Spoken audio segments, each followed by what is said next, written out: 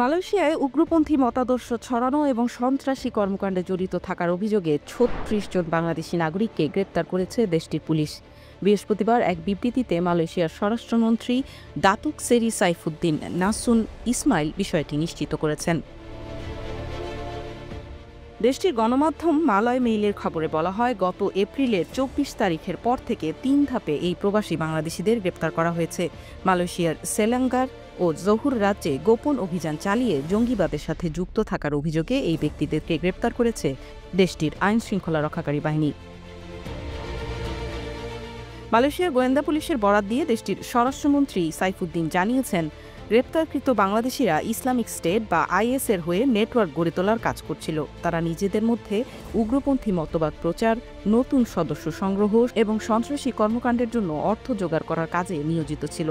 স্বরাষ্ট্রমন্ত্রীর বিবৃতিতে আরও জানা যায়, গ্রেপ্তারকৃতরা বাংলাদেশের সাবেক আওয়ামী লীগ সরকার উৎখাতের পরিকল্পনার সঙ্গেও যুক্ত ছিল।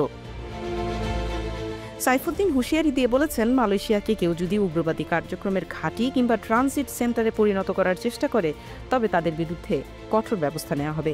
তিনি বলেন, মালয়েশিয়া কখনোই কোনো বিদেশি উগ্রপন্থীদের ঘাঁটিতে পরিণত হবে না। এ সময় তিনি আরও বলেন, শান্তি, সার্বভৌমত্ব এবং জননিরাপত্তা রক্ষায় মালয়েশিয়া সরকারের কার্যক্রম চালু থাকবে।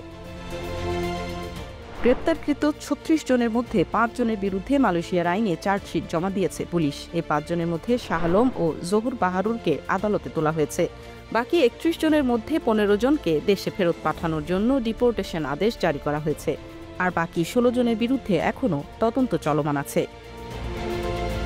মালয়েশিয়ায় বর্তমানে ৮ লাখেরও বেশি বাংলাদেশি শ্রমিক কর্মরত রয়েছে। শ্রমবাজার, উচ্চশিক্ষা এবং বাণিজ্য খাত মিলিয়ে প্রায় ১৫ লাখ বাংলাদেশি মালয়েশিয়ায় বসবাস করেন বলে ধারণা করা হয়। দেশটির শ্রমবাজারের ১৪% অভিবাসী, যাদের মধ্যে সবচেয়ে বেশি শ্রমিক বাংলাদেশের।